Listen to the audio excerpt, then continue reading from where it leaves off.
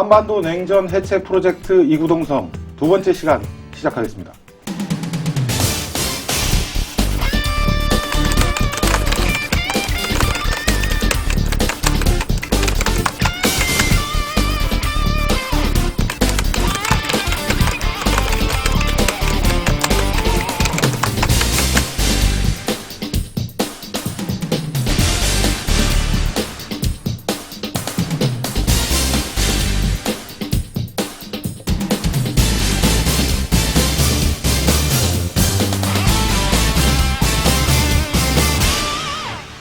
어서 오십시오. 첫 회부터 반응이 아주 뜨거웠습니다. 특히 쉬었다 합시다 해서 빵 터졌다는 분들이 상당히 많은데 오늘도 기대하고요. 지난주에도 워낙 일이 많아가지고요. 오늘 아침 녹화 시간을 기준으로 오늘 아침에 또 덜컥수가 하나 생겼습니다. 북한에서 오늘 열기로 했던 판문점 선언 이행을 위한 남북 고위급 회담을 전격 중지한다. 이렇게 통보를 해왔는데요. 어떻게 보십니까? 북한이 왜 이러는지. 맥스 언더 훈련인가요? 네. 한미합동군사훈련에 핵 관련 전략자산, F-22나 B-52 전략 폭격기 같은 경우가 동원된다고 하는 것에 대한 북한의 반발인 것처럼 보입니다. 네. 그러니까 사실은 판문점 선언 이전부터 암묵적으로 명시하기도 했는데, 그러니까 북한의 핵미사일 실험 중지하고 핵 관련 전략자산 한반도 전개를 입장이 좀 교환하는 방식의 쌍중단이죠. 합의가 이루어졌다고 보이는데 그거를 북한 입장에서는 어긴다고 보는 것 같아요. 네. 제 생각에는 폼페이오 두 번째 방북 때 이 정도 얘기는 서로 교환을 했을 거라고 보이는데 왜 이런 보도가 다시 나왔는지 좀 의문이 들기도 합니다. 파장이 얼마나 클 것 같으세요? 어떠세요? 실제로 전개되느냐가 관건이겠죠. 네. 예, 만약 실제로 전개된다면 다시금 남북, 북미 사이의 갈등은 좀 불가피하다고 보입니다. 오늘 중통 보도문을 보면 여러 가지 얘기를 많이 해요. 남조선 당국에 대해서도 야단을 치고 또 미국에 대해서도 야단을 치고 그리고 국회에 있는 인간 쓰레기들에 대해서도 야단을 치고 그죠? 그러니까 북이 내놓는 공식적인 입장을 내놓는 이 여러 가지 층위의 프로토콜이 있는데 그 중에는 가장 낮은 수위인 것 같아요. 중통 보도문이고 그 위가 이제 상세하게 자기들의 입장을 전하는 상보가 있고 그 위가 이제 중통 기자의 질문에 답하는 방식이 있고 그 다음에 이제 담화문을 또 공식적으로 내기도 하고요. 주체는 각각 달라서 또 층위가 있겠습니다만 성명을 공식적으로 내는 경우가 있고 한데 이건 그냥 중앙통신 보도 정도고 그 다음에 우리한테도 오늘 새벽 0시 30분. 그러니까 미국 시간에 맞춘 것 같아요. 그리고 한국 언론들 약 올리려고 그런 건지 모르겠는데, 밤사이에 신문을 못 만드니까. 아무튼 미국 시간에 맞춰서 아마 우리한테 전통문을 보낸 게 아닌가 싶은데, 다음 주에 이제 당장 한미 정상회담이 있고, 또 북미 정상회담을 앞두고 있는 시점에서 자신들의 입장을 좀 더 구체적으로, 명세적으로 밝히지 않나 입장을 좀 싶습니다. 명확히 보여준 거죠. 그러니까 자기들이 교환하고 싶은 품목에 대해서 명확히 얘기를 한 셈입니다, 사실은. 근데 전 두 번째 측면도 재밌는데 사실은 태용호공사 발언에 대한 인간 쓰레기 북한의 반응인데 불가피하게 우리 내부에는 현재 남북관계, 북미관계 개선에 대한 다른 의견이 존재하는 건 사실이거든요. 판문점 선언의 국회 비준이 어떻게 보면 더 필요하다는 걸 전 보여준 모습이라는 생각이 듭니다. 그리고 북한의 입장에서도 보면 그들도 남남 갈등이 있는 것들을 알고 있고 그렇다면 판문점 선언이 지속 가능성을 확보하기 위해서는 어떤 조치가 필요한가에 대해서 질문을 한 거라고도 저는 볼 수 있다고 생각합니다. 협상이 이미 시작됐다고도 볼 수 있을 것 같습니다. 북미는. 네, 일단 두 분 말씀하시는 거에 북한이 표출하는 이견의 수준이 그렇게 높지는 않다. 이런 분석에 대해서는 다 동의하는데 그래도 반대로 생각해 보면 판문점 선언이 있은 다음에 남북 간의 첫 번째 고위급 회담이 그렇습니다. 시작되는 단계에서 동원될 수는 있겠지만 아주 부드럽게 시작을 못한 거잖아요. 그래서 이 의미는 간단하게 과소평가만 할 수는 없지 않느냐 하는 생각이 들고요. 조금 더 구조적이고 더 크게 보면 결국은 선언의 내용을 어떻게 빨리 행동 강령으로 만드느냐 하는데 과제가 있는 거잖아요. 그리고 문재인 정부의 입장은 원칙에 대한 동의하고 그 원칙에 어디까지 동의한 것이 전략자산 배치를 하지 않는다는 건지 어디까지인지에 네. 대해서 지금 행동 프로그램에서는 양쪽이 이견 다른 해석이 있을 수 네. 있다라고 하는데 이거는 과제죠. 네. 과제고 조금 더 큰 얘기를 하면 북미 간에 지금은 딜이 큰 딜이 통큰 협상 딜이 진행되고 있는데 딜의 성격이 뭐냐? 네. 미국이 북한에게 요구하는 건 능력을 없애라는 거잖아요. 그렇죠. 그죠? 근데 북한이 미국에게 요구하는 거는 적대시 정책을 철폐하라는 거고, 그래서 안보 위협을 해소하고 체제 보장을 해달라고 그러는 건데, 엄밀히 말하면 이건 의지의 문제예요. 미국의 의지의 문제. 그래서 능력과 의지의 교환이기 때문에 기본적으로 비대칭적이에요. 네. 북한 입장에서는 플루토늄 재처리, 뭐 우라늄 처리, 뭐 시설, 뭐 과학자까지 다 네. 들어내라고 특히 볼튼이 그런 네, 식으로 네. 요구를 하고 있는 건데 만약에 다 들어주면 당장 며칠 전에 미국이 미니트맨 3 네. 그렇습니다. ICBM 다시 또 시험 발사를 했잖아요. 한반도의 전략 자산을 전개하지 않아도 미국의 핵 능력은 그대로 있어요. 그러면 북한이 요구한 건 어떤 의미에서는 일종의 최소한으로 운용적 군비 통제 정도는 해달라. 네. 예. 그러니까 훈련 자체는 하고 전략자산 배치 전개 정도는 하지 말아달라고 요구한 거고 네. 이 최소한의 요구가 만약에 초장부터 이쪽에서 안 들어줄 것 같으면 북한 입장에서는 미국은 능력은 계속 갖고 있는 것이기 때문에 뭐 당장 B1B가 안 왔다. 아니면 B52가 안 온다 해도 괌에 배치돼 있으면 언제든지 날라올 수 있는 것이거든요. 그렇죠. 네. 그래서 이 의지와 능력의 교환이 비대칭적이고 이 비대칭적인 것을 보면 엄밀하게 따지면 북한의 손해예요. 네.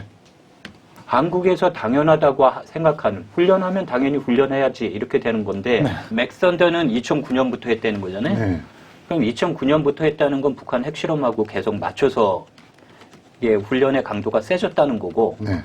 연례적인 훈련이고 미리 계획되어 있는 훈련이기 때문에 북한의 군사적인 도발과 훈련을 등가물이 아니다라는 게 미국의 입장인데 이 입장을 더 이상 받아들일 수 없는 거죠. 그렇죠. 왜냐하면 2013년 이후에 한미 군사훈련의 내용이 상당히 많이 바뀐 것이고 작년의 경우에는 트럼프 대통령이 군사적인 옵션을 생각해봐라 라고 한 거고 군사적인 옵션에 대한 대비를 하면서 군사훈련도 그렇게 한 거죠. 네. 그럼 B1B가 와서 훈련하고 북한에 어디를 폭격할 건지를 실제 훈련하는 거잖아요. 그럼 그 훈련 전체를 바꿔야 돼요. 그래서 그 안보 딜레마를 인정하지 않으면 한 발짝도 못 나가요. 그런 의미에서는 굉장히 큰 문제라고 볼 수도 있다. 네. 근데 사실 하나 덧붙이면 핵 관련 전략 자산의 한반도 전개가 네. 그거를 금지한다는 것이 명문화되어 있는 것은 아무것도 없어요. 지금. 네. 사실은 의지의 문제예요, 사실은. 예, 근데 것처럼. 그 지금까지 이제 남북 북미 사이의 협력이 전개되어 오는 과정들을 보면 그러니까 전형적인 티포텟 게임이었거든요. 근데 이게 전형적인 티포텟은 아닌 것 같아요. 왜냐하면 티포텟은 얘가 이렇게 하면 내가 이렇게 해야 되는데 얘가 이렇게 하기 전에 내가 이렇게 먼저 했어요. 선제적인 그러니까 형태로. 지금 사실은 북한은 자기가 풍계리 핵실험장 폐쇄를 하겠다라고 얘기를 한 거니까 이렇게 그렇죠. 해서 실행에 들어가지 네, 않았지만 그럼 다시 반응이 와야 되는데 네. 거기에 대한 반응이 핵 관련 전략자산 한반도 전개할 수도 있다라는 반응이기 때문에 지금까지의 게임의 규칙을 사실은 위반하는 측면이 있어요. 그렇기 때문에 그 이번 건이 어떻게 해결되느냐가 향후 그 북미 남북 그 협상에 있어서 중요한 의미를 지닐 수밖에 없다는 아니면 거죠. 제3의 해석을 한번 해보면 첫 번째 해석은 이게 별게 아니다. 한 거고 제가 했던 건 반대로 생각하면 굉장히 구조적인 문제이기 때문에 그렇게 간단한 문제는 아니다. 그리고 제3의 해석을 하면 북이나 미국이나 전체 통제가 안 되는 거다. 북에 대해서 해볼 수 있는 얘기는 훈련은 11일부터 시작했는데 그리고 어제의 15일 날 분명히 우리하고 한다고 고위급 회담을 하기로 하고 갑자기 12시 30분, 0시 30분에 통지를 보내는 거는 뭐냐. 그러면 뭔가 조율되지 않은 게 있는 것 아니냐라고 생각할 수 있고 미국도 마찬가지로 폼페이오가 한 얘기 중에 중요한 얘기가 25년 동안 미국 대통령이 북한에 대한 안보의 개런티를 해준 적이 없지만 이번에 해주겠다라고 한 거잖아요. 그러면 그 얘기를 북한이 그대로 받으면 안보의 개런티를 해두면 그리고 폼페이오가 2차 방북해서 김정은 위원장 만나고 갔는데 네. 한쪽에서는 저런 얘기를 하는데 한쪽에서는 F-22를 동원하고 B-52를 동원한다? 이게 뭐냐?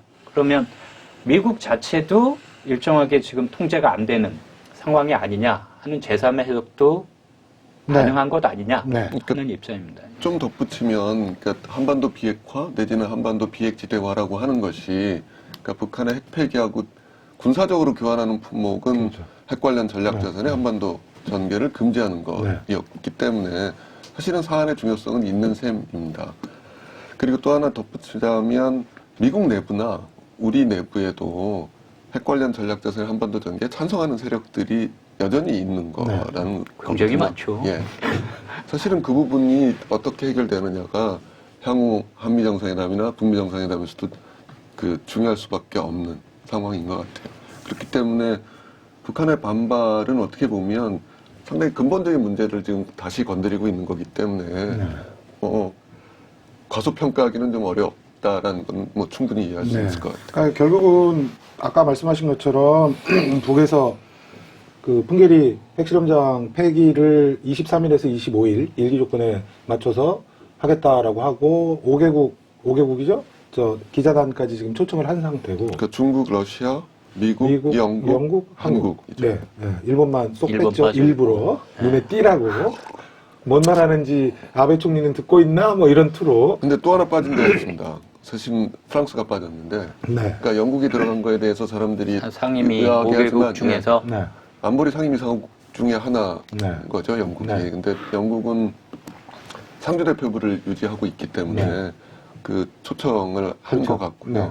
근데 이제 안보리 상임이사국 가운데 프랑스가 빠져 있는데 수교가 안 된 상태고 어떻게 보면 프랑스가 계속 인권 문제를 제기했던 국가 중에 하나이기 때문에 빠졌 것 같아요. 네. 근데 북한 입장에서도 그 뭐 대북 제재 해제뿐만 아니라 네.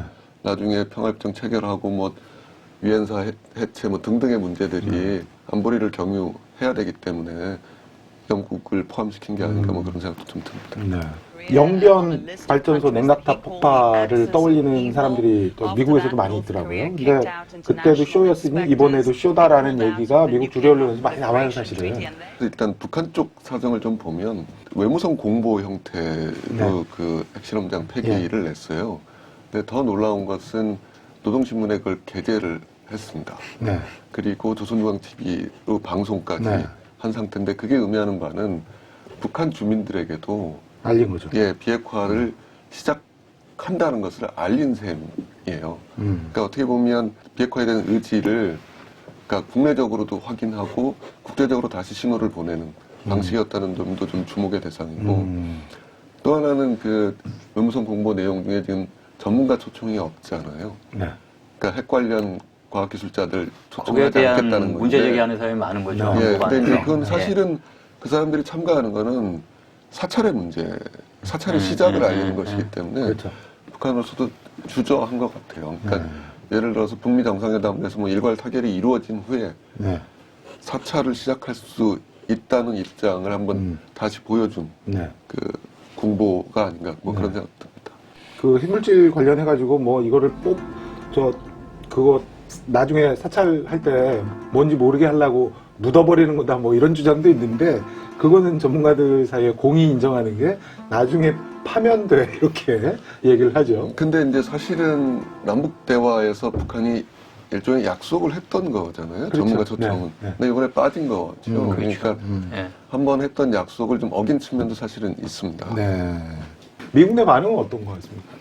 일단 13일 날 아까 네. 말씀드린 폼페이오하고 볼튼이 네. 여러 개 그 시사 네. 선데이 네. 톡쇼에 나와서 얘기를 했잖아요. 네. 첫 번째 볼튼의 발언 중에서 미국 네. 자체가 자막 처리해가지고 강조했던 부분은 The circumstance I'm in now is that I'm the national security advisor to the president. I'm not the national security decision maker. He makes the decisions. 나는 국가안보 보좌관이지 국가안보 결정자가 아니다. 네. 그래서 그 얘기 했죠. 예, 네. 그래서 볼튼에게 질문이 굉장히 공세적으로 집중됐는데 그게 이제 너 과거에 이렇게 세게 얘기해놓고 지금 왜 그래 이런 질문이었죠. 그래서 이제 볼튼이 한 얘기가 뭐 내가 그때는 프리 에이전트라서 내 얘기를 마음대로 할 수 있었는데 네. 지금은 나는 내셔널 시큐리티 어드바이저지 내셔널 시큐리티 디사이더가 아니다. 그래서 디사이더는 누가 하느냐? 대통령이 하는 거다. 하는 거죠. 라는 입장을 분명히 밝혔어요. 네. 네. 그리고 볼턴이 했던 얘기 중에 이제 재밌는 얘기는 북한에 대해서 보면 경제 제재 해제하는 문제와 관련해서 네. 질문이 뭐였냐면 네. 트럼프 대통령 때문에 여기까지 왔다는 얘기를 하니까 네, 네. 사회자가 어떤 질문을 했냐면 야, 그전에도 오바마 대통령도 북한에 네. 대한 제재를 했는데 네. 그건 그러면 오바마에게도 일정하게 공을 돌려야 되는 것 아니냐라는 그렇죠. 질문이 했죠. 있었죠. 예, 예. 그러니까 그 질문에 대해서 했던 대답이 제 입장에서 굉장히 쇼킹했는데 네. 미국 입장에서 보면 한국 전쟁 이후에 북한에 대한 경제 제재를 계속 해온 거다. 맞습니다. 네. 네. 그렇죠. 네. 그리고 그 얘기하고 그다음에 폼페이오가 했던 얘기 지난 네. 25년과 계속 다르다. 네.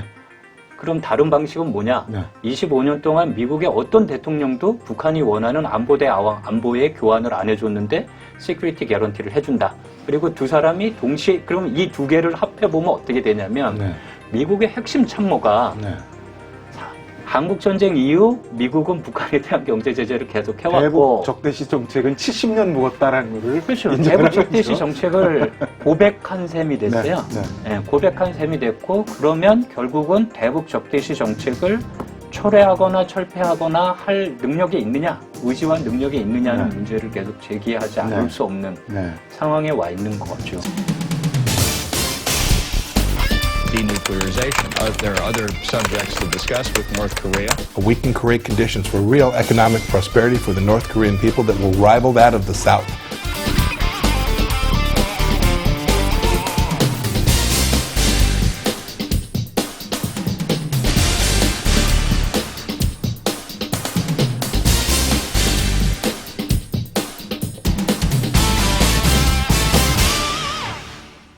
지난 일요일 우리 시간으로 이제 월요일쯤 되겠죠. 미국 시간으로 일요일 날 오전에 볼튼 국가안보 보좌관하고 폼페이오 국무장관이 대단히 분주하게 여러 방송국을 겹치기 출연하면서 똑같은 얘기를 순회 공연을 세 번, 한 네 거죠. 번을 예. 했어요. 정말 순회 공연을 했는데 내용이 엄청나게 많아요. 이런 천기를 다 누설해도 될까 싶을 정도로 내용이 많습니다. 그래서 볼튼 보좌관 발언부터 좀 보면 뭐 지난주에도 우리가 우려를 좀 했습니다만 비핵화가 핵심이지만 우라늄 농축, 플루토늄 재처리 능력도 얘기가 돼야 되고 이것도 비핵화의 대상이고 탄도미사일 문제 이것도 비핵화의 대상이고 그 다음에 생화학 무기도 다 비핵화의 대상에 들어가야 된다. 그러니까 미국 본토에 대한 위협이 될 만한 것들은 이참에 다 뽑는다 이 얘기를 했거든요. 요거 상당히 파장이 있는 발언이죠. 그냥 요약하면 네. 그러니까 볼튼 보좌관이 직접 얘기도 했지만 한반도 비핵화 공동선언으로 돌아간다는 얘기고 네, 그렇죠. 우라늄 농축과 플루토늄 재처리 금지가 어떻게 보면 비핵화의 끝이라고 얘기를 했던 네, 셈이죠. 네, 네. 근데 이 의제를 확장시키는 문제는 좀 다른 문제인 것 같아요. 다른 문제. 예. 그러니까 폼페이오 장관이 방북했을 때 아마 어느 정도 의제 조율이 끝났으리라고 보이는데 볼튼 보좌관이 지금 의제를 확대하는 게 네. 협상력을 높이려고 하는 것인지 네. 아니면 실제로 이걸 북미 정상회담에 의제로 가져갈 건지는 네. 좀 다른 문제인 네. 듯 보입니다. 의제라고 얘기는 안 했고 네. 이슈라고 얘기는 했어요. 이슈라고. 예, 네, 이슈라고 네, 네. 얘기를 했고 질문이 뭐였냐면 니들이 맨날 비핵화라고 하는데 비핵화가 뭐니? 비핵화를 정의를 해봐. 하니까 이제 막 떠들어댄 거죠. 네. 그런데 폼페이오하고 볼튼하고 조금 입장 차이가 있었던 것 같아요. 예. 폼페이오는 2차 방북까지 해서 김정은 위원장 두 번째 만나고 네. 돌아온 상태니까 억류자들 이제 데리고 돌아온 상태이기 때문에 의제에 대해서 조금 집중해서 폼페이오가 한 발언 중에 LA하고 덴번가 얘기하는 게 있거든요. 그러니까 뭐 여러 가지 문제가 있는데 네. 지금은 미국 본토에 대한 북한의 군사적 위협을 해소하는 것이 가장 최대의 의제다. 네. 폼페이오 얘기를 더 집중해서 보면 네. 의제의 조율이 상당히 많이 돼 있는 거고 네. 볼튼이 하는 얘기는 92년으로 돌아가자는 얘기니까 그럼 이걸 어떻게 해석할 거냐 하는 문제가 나오는 거죠. 네. 하나는 이제 92년하고 지금 상황하고 북한의 핵 능력이 전혀 다르기 네. 때문에 네. 그렇게 함부로 돌아갈 수는 없는 거죠. 네. 그리고 또 하나는 제 입장에서는 이슈라고 얘기를 했기 때문에 이슈니까 이게 회담의 어젠더하고는 조금 다른 문제. 네. 그리고 그러니까 뉘앙스 차가 네, 있는 네, 해석에 이제 네. 여지가 있는 것 아니냐 이런 입장입니다. 그래도 사실은 한반도 비핵화 선언을 보면 뭐 쭉 이 나열을 하잖아요. 비핵화의 방식에 대해서 여기 있는 것도 내가고 새로 들여오지도 못하고 막 이렇게 나오는데 보관하지도 못하고 생산하지도 못하고 다 나오는데 전략자산 전개 문제도 사실은 넣자면 넣을 수 있는 문제잖아요. 그때 않는 거죠. 예. 어떻게 보면 북한이 미국이 한국에게 군사동맹에 따라 제공하는 네. 해구산을 건드리지 않은 게 한반도 비핵화 공동선의 그렇죠. 특징이라고 네, 할 수 네, 있습니다. 네. 근데 저는 볼튼 얘기에서 어쨌든 비핵화를 정의를 해줬잖아요. 네. 그러니까 비핵화가 뭐냐에 대해서 우라늄 농축과 플루토늄 재처리 능력을 제거하는 것. 네. 스스로 완성됐다고 선언할 수 있다는 얘기를 네. 했다는 점에서 네. 의미가 있다고 보이고 네. 그리고 더욱 중요한 것은 인권 얘기를 꺼내지 않았다는 거예요. 그 얘기를 물었어요. 네. 그 얘기를 물었는데 뭐라고 대답했냐면 일본인 납치 문제 아베랑 얘기할 아베 총리님하고 얘기할 때 일본인 납치 문제가 나왔고 그 얘기는 할 거다. 그리고 뭐 한국인들도 억류돼 있으니까 그 얘기도 할 텐데 인권 문제보다 지금 이 회담에서 제일 중요한 것은 This first meeting is going to be on the critical issue primarily of denuclearization. There are other subjects to discuss with North Korea. 비핵화다. 그렇게 얘기를 한 셈이죠. 비핵화다. 그러니까 억류자 문제를 얘기를 했지, 네. 그러니까 북한 인권 전반에 대한 얘기 안 했어요. 얘기를 네. 하지 않았기 때문에 어떻게 보면 볼튼 보좌관도 상당히 그 수위가 좀 낮은 이야기를 한 게 아닌가 뭐 그런 생각도 들더라고요. 그러니까 지금 그 비핵화 문제와 관련해서 제가 그 재밌는 거는 폼페이오 장관도 다시 CVID를 얘기했어요. 예, PVID라고 얘기를 안 하더라고요. 근데 네. 강경화 장관하고 회담하고 나서 네. 언론 회견할 때는 그땐 또 퍼머넌트라고 다시 얘기를 그 했지만. 퍼머넌트 네. 얘기를 하긴 했습니다. 아무튼 근데 그래서 PVID가 뭐냐고 보니까 볼튼 저 보좌관이 제가 세보니까 한 8가지를 막 언급을 하는데 겹치는 것도 좀 있는데 구체적으로 얘기하면 모든 핵무기를 없애고 이걸 다 해체한 다음에 이걸 이제 텐수 오크리지로 가져온다. 그리고 모든 의심 시설을 공개하고 IAEA가 사찰을 하고 핵무기 실제 해체 작업은 외국의 지원을 받아 미국이 직접 한다. 그러니까 무기는 IAEA의 본령이 아니다. 이렇게 그렇죠. 얘기를 했고 그 다음에 이걸 가능한 한 빠르게 해나가겠다. 보이세요? 그러니까 이걸 보면 미국도 어느 정도 이 의제 조율이 끝난 상태에서 빠르게 한다는 얘기는 폼페이오도 강조를 했죠. 그죠? 예. 네. 그래서 그 operationalize 해서 그 예, 예. 행동 계획을 빨리 세워서 다르게 최대한 하고 단기간에 하겠다. 크게 하고 빠르게 하겠다. 과거와 달리. 예. 네. 과거와 다르다는 지속적인 아주 일관적인 이제 강조고 네. 그 강조의 구체적인 내용으로 비핵화 확실하게 한다. 네. 그러니까 컴플리트하고 뭐 fully 한다. 예, 그리고 그렇게 표현했죠. 네. 그 행동 계획 네. 이거를 operationalized 해서 네. 그걸 빨리 진행한다. 네, 네. 그거는 강조점이죠. 그러니까 어떻게 보면 트럼프 행정부에서는 신속한 비핵화가 네. 여러 가지 이해관계와 부합하는 거죠. 그러니까 흔히 얘기했듯이 트럼프 임기 내에 네. 비핵화 조치가 이루어질 때 사실은 트럼프 대통령 재선에도 굉장히 유리한 네. 환경이 조성이 되는 거니까. 네. 그리고 두 사람 볼턴하고 폼페이오가 5월 13일 순회 공연에서 또 하나 주목해 볼 건 레짐 네. 체인지 질문이 계속 나왔었거든요. 네. 그러니까 특히 볼턴한테 이 질문을 많이 했어요. 그러니까 이란 핵협상을 깼는데 네. 이란 핵협상을 깬 다음에 그럼 트럼프 행정부의 입장이 레짐 체인지냐? 네. 네. 레짐 체인지 아니라고 분명히 얘기하거든요. 네. 그래서 레짐 체인지 아니면 트럼프 행정부의 목적은 뭐냐? 네. 이란이 핵을 갖지 못하게 하는 거다. 그러면 지금 깬 이 핵협상이 뭐가 잘못이냐? 이란이 한 번도 핵을 포기하는 전략적인 결단을 내리지 않았다라고 계속 하고 똑같은 문구를 북한에게 해요. 이란은 전략적인 결단을 한 번도 내린 적이 없고 북한은 거의 내린 것 같다. 그렇죠. 그리고 뉘앙스가 그거였죠. 그 전략적인 결단을 내렸는지를 대통령이 확인할 거다. 네.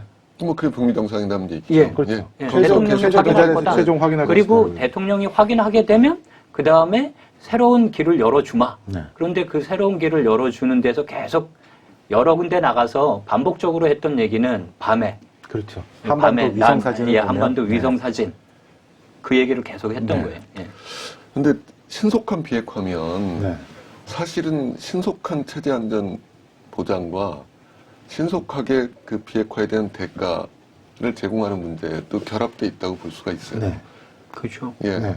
근데 아까 말씀하신 것처럼 미국이 한국전쟁 이후로 사실상 대북 제재를 해왔다고 한다면 네. 그 볼턴 입에서 나온 예. 얘기니까. 그 제재의 많은 근거가 미국 국내법들이에요. 그렇죠. 예.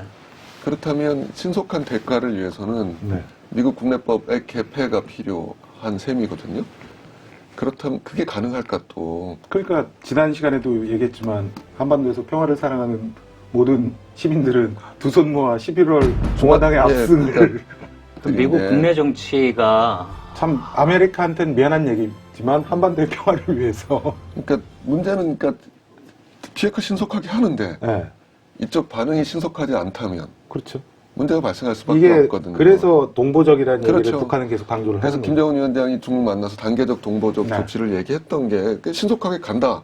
그러면 신속하게 그러니까 대가를 지불해야 되는 문제가 미국도 발생하기 충분히 때문에 빨리 걸어갈 수 예, 있는 예. 거죠. 결국은 미국 국내 정치 문제가 향후 그 북미 관계에 있어도 어떻게 보면 가장 중요한 걸림돌이 될 수도 있는 그렇죠. 셈이죠. 이 이란 핵 협상을 갖고 보면 오바마 정부에서 이란 핵 협상을 하고 그거를 그 핵 협상 결과를 상원에 비준을 요청하지도 못했어요. 네. 그렇죠. 통과 비준이 안 될 것 같아서. 네. 그러면 만약에 여러 가지 지금 북미 정상회담에서 어디까지 나갈지 모르지만 당장 우린 판문점 선언에 대한 한국 안에서 국회 비준 문제도 걸려 있고 네. 네. 일반화하면 지금 북한 안에서도 평화를 바라지 않는 세력이 분명히 있고 당연히 있겠죠. 예. 거기 한국 안에서도 평화가 두려운 세력이 분명히 있고 미국 안에서도 평화를 바라지 않고 기존의 한미동맹이나 군사적인 전개 방식이 미국의 이익에 부합했다고 생각하는 사람들이 주류의 경우는 뭐 주류 전문가들은 100% 그럴 테고 그렇죠. 예. 그다음에 일반 시민들도 이거를 얼마나 이해할지 북한에 대한 악마화가 너무나 많이 진행되어 있기 때문에 지금 북한과 1대1로 미국이 대화를 한다는 사실 자체도 주류는 절대 받아들이지 못하는 거고 네. 트럼프는 이제 자기의 핵심 지지층을 갖고 억지로 끌고 가는 거죠. 네. 그래서 결국은 국내 정치적인 변수가 이 세 개 국가에서 다 문제가 된다. 네.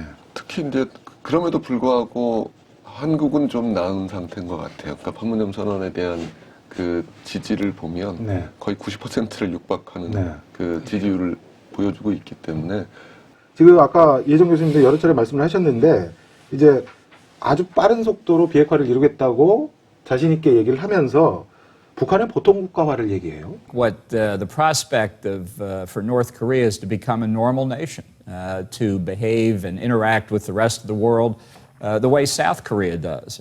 그리고 이게 뭐냐고 물으면 민간 차원의, 그러니까 폼페이오 장관도 마찬가지인데 민간 차원의 투자와 무역을 얘기를 하고 비핵화 약속이 이행될 때까지는 기존 정책을 바뀌지 않겠다고 얘기하고 그 다음에 폼페이오 장관 같은 경우에는 What Chairman Kim will get from America is our finest, our entrepreneurs, our risk takers, our capital providers, not our taxpayers. 미국 납세자의 돈이 들어가는 건 전혀 없고 민간 차원에서 북한의 전력망이랄지 또 인프라랄지 농업 부문이랄지 등의 북한 주민들이 필요한 것에 대해서 투자와 협력이 이루어질 것이다. 대규모로. 뭐 이렇게 얘기를 했습니다. 이걸 가지고 일부에서는 뭐 북한판 마셜 플랜이니 어쩌냐 하는데 전혀 다른 얘기죠. 예. 전혀 다른 얘기여서 그러니까 비핵화에 상응하는 미국의 어떤 조처로 북한의 보통국가화가 나왔어요. 이건 어떻게 좀 평가를 해볼 수 있을까요? 폼페이오가 구체적으로 했던 거는 제재 해제. 당연히 북이 비핵화를 네. 진행하면 네. 제재 해제할 거다. 그러면 거기서 따라 나온 문제는 그러면 미국이 직접 지원을 해주는 거냐? 네. 그건 아니고 이렇게 나온 거거든요. 문맥이. 그리고 미국이 직접 지원을 하지 않는다는 거는 트럼프가 갖고 있는 기본적인 사고방식인 것 같아요. 그러니까 트럼프의 여러 가지 프로그램이 있는데 큰 게 인프라 투자 프로그램이거든요. 근데 인프라 투자에서 계속 얘기했던 건 민간 기업이 인프라를 투자하게 한다라는 얘기와 일정하게 맞아 떨어지는 것 아니냐라는 생각을 일단 하고 국내 언론에서 일부 언론에서 보도했던 마샬 북한판 뭐 마샬 플랜이다라는 건 마샬 플랜을 전혀 모른다는 얘기고 마샬 플랜은 공적 자금이 들어간 거니까 안타깝더라고요. 동료 그냥 언론이 비유적으로 쓴 거겠죠. 그러니까 대규모 그랬으면 자본이 들어간다는 좋겠습니다. 건데, 근데 그 부분에서도 네. 사실은 민간 분야의 투자를 정부가 결정할 수 없어요. 그렇죠. 그걸 보증하기 굉장히 어려운 얘기이기 사실은 때문에 말씀하신 것처럼 미국에서도 인프라 막 하겠다고 트럼프가 아메리카를 다시 위대하게 만들겠다 하면서 인프라 투자 약속을 많이 해놓고는 정작 연방정부 예산을 안 주고 주정부에서 니들이 해. 그럼 주정부에서는 또 민간. 이렇게 민간 계속 자본을 떠넘기- 끌어들여서 네, 네. 해라라는 그렇게 얘기를 네. 하는 거니까. 그리고 대규모 투자라는 거는 네. 그냥 구두 약속일 뿐이지 네. 그게 실행이 되느냐 여부는 미국 정부가 결정할 수 없다는 네. 거죠. 최소한 지금 할 수 있는 것들은 예를 들어서 작년에 다시 재지정한 테러 지원국을 해제하고 그거는 행정부 차원에서 할 수 할 수 있죠. 있죠. 네. 예. 안보리 차원의 제재 해제하는 것. 네. 그 다음에 각국들이 갖고 있는 독자 제재들이 있잖아요. 네. 그러니까 예를 들어서 한국 정부도 오이사 제재를 해제하는 문제 같은 것들이 있는 거고, 그 제재 해제와 더불어서 북한이 정상적인 국제경제 활동을 할 수 있게끔 IMF 해주는 들어가야 거. 되는 거죠. 그렇죠. IMF 예. 가입시키는 네. 거죠. 그럼 결국은 또 미국 국내법이 문제가 그렇죠. 되는 거예요. 근데 재밌는 건 뭐냐면 미국 민간 기업이 대북 투자를 하려면 어차피 그거 다 걸리는 거예요. 다 걸리는 거예요. 그러니까 이걸 다 빼야 돼요. 그러니까 네, 빼겠다는 전제가 깔려 있는 거나 마찬가지예요. 그러니까 그래서 다시 반복하지만 네. 신속한 비핵화에 대응하는 네. 미국의 신속한 대가 제공이 네. 얼마나 가능할 수 있느냐는 네. 거예요. 아까 말씀하신 그 부분을 좀 짚어보고 싶은데요. 안전보장과 관련한 얘기를 하니까 당연하다. 안전보장 당연하고 북한이 우리에게, 그러니까 미국에게 더 이상 위협이 되지 못하게 하는 게 핵심 목표다. 그러니까 안보 대 안보 교환을 그렇죠. 할 수 있다는 얘기를 아주 명확하게 예, 했어요. 명확하게 이거 했어요. 진짜 예. 천리누설 수준이에요. 그게 LA 덴버 발언이죠. LA 덴버 그리고 지금 우리가 인터뷰하고 앉아 있는 바로 이 자리까지 그렇게 얘기를 했죠. 네. 그러니까 LA와 덴버에 대한 북한의 군사적인 위협을 해소하는 조건으로 미국도 북한에게 군사적인 그렇습니다. 위협을 가하지 않겠다라고 얘기를 한 거니까 네. 그러면 이게 엄청난 얘기예요. 네, 엄청난 얘기예요. 한미 동맹이 군사적으로 운영되는 방식은 사실은 북한에 대한 군사적인 위협을 가하는 것이기 때문에 네. 기존의 관성과 제도를 예. 다 바꿔야 되는 문제가 있는 거예요. 네. 근데 지금 안보 대 안보 교환이지만 네. 한미동맹을 수정하거나 형태 변환시키는 것들을 의제화하지 않겠다는 게 어쨌든 우리 정부의 입장인 그렇죠. 거죠. 예. 그러니까 당분간은 좀 것들을 잠재적 예. 쟁점으로 남겨놓은 상태에서 그 안보 대 안보 교환을 하겠다는 것이기 때문에 계속 그 파열음이 나는 이유는 네. 사실은 한미동맹 그 자체에 대한 문제 제기를 안 하니까 그 합동군사훈련에서도 군사훈련은 하지만 전략자산 전개만 금지시키는 네. 방식 정도의 지금 대화를 하고 있는 상황이기 네. 때문에 네. 만약 근데 안보 대 안보 교환이 궁극적으로 이루어진다면 네. 그 문정인 외교안보 특보가 네. 말씀하신 것처럼 한미동맹에 대한 문제 제기는 불가피해 보입니다. 그러니까 사실은. 일부 보수 언론이 당시에 발끈해가지고 말했던 문특보가 얘기하면 다 사실이 된다라는 게 어찌 보면 틀린 말은 아닌 것 같아요. 그러니까 뭐 심지어 요즘 보도 보면 한미동맹은 북한을 주적으로 만들어진 동맹이 아니다. 네. 사실 한미 상호방위 조약에 북한이란 말 한마디도 나오지 않기 때문에 뭐 그런 얘기까지 나오면서 네. 어쨌든 보수 쪽에서도 한미동맹의 어떤 전환 같은 것들을 염두에 두고 있는 셈이에요, 사실은. 네. 그 폼페이오 장관이 재밌는 얘기를 했는데 김 위원장이랑 이제 두 번 만나고 시간을 많이 보낸 거에 대해서 이제 얘기를 하면서 세계 언론도 잘 챙겨보고 있어서 아마 이 프로그램도 예. 언젠가는 예. 챙겨볼 것 예. 같다. 예. 이렇게 얘기를 하는데 아마 김 위원장이 이 방송도 조만간 볼지 모르니까 이 북미 정상회담에서 지금 6월 10일 싱가포르에서 하기로 했는데 그러면 이 회담에서 실제로 어떤 것들을 보면 이게 잘 됐다 못 됐다가 가기 전까지 어떤 것들이 좀 준비가 돼야 될 거라고 보시나요? 트럼프가 디사이더잖아요. 네. 예, 그래서 내셔널 시큐리티 디사이더고 그럼 디사이더 입장에서 네. 현재 의제 조율이나 아니면 국내 정치적인 활용을 네. 어떻게 하고 있느냐. 네. 저는 인디애나 가서 유세를 했던 거를 크게 보는데요. 아, 예, 일주일 사이에 네, 있었던 게 북미 정상회담이 엄청난 성공이 될 거다라고 발언을 해버렸어요. 네. 이런 식으로 대통령이 석세스라고 하면 이게 어떻게 아트 오브 딜이냐. 응? 그 아트 오브 딜의 기본은 협상장을 박차고 나올 수 있어야 되는 건데 이미 석세스라고 하면 얘기가 안 되는 거죠. 네. 그리고 주류 언론에서 했던 질문은 제대로 준비를 하고 있는 거냐 대체. 네.